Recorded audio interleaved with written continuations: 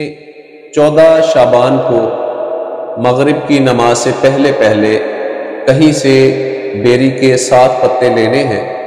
الحمدللہ رب العالمین والصلاة والسلام علی سید الانبیاء والمرسلین، اما بعد فاعوذ باللہ من الشیطان الرجیم، بسم اللہ الرحمن الرحیم، الصلاة والسلام علیک یا سیدی یا رسول اللہ وَعَلَىٰ آلِكَ وَأَصْحَابِكَ يَا سَيِّدِي يَا حَبِيبَ اللَّهِ الصَّلَاةُ وَالسَّلَامُ عَلَيْكَ يَا سَيِّدِي يَا نَبِيَّ اللَّهِ وَعَلَىٰ آلِكَ وَأَصْحَابِكَ يَا سَيِّدِي يَا نُورَ اللَّهِ۔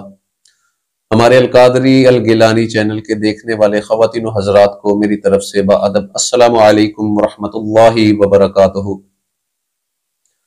میں آج آپ کی خدمت میں ایک بہت پیارا اور آسان عمل لے کے حاضر ہوا ہوں کہ جس کو کرنے کے بعد آپ انشاءاللہ تعالی پورا سال جادو سے محفوظ رہیں گے، اور اس عمل کے لیے آپ کو کچھ پڑھنے کی ضرورت نہیں ہے۔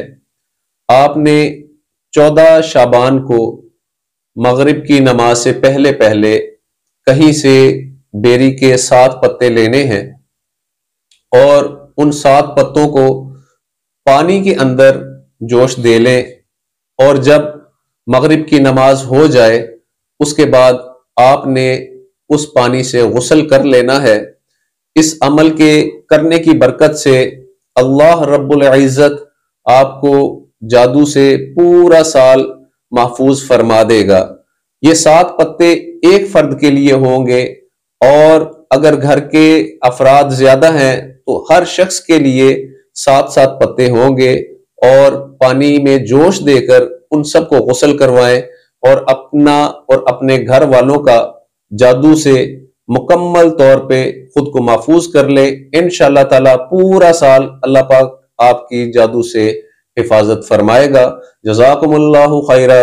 السلام علیکم ورحمۃ اللہ وبرکاتہ۔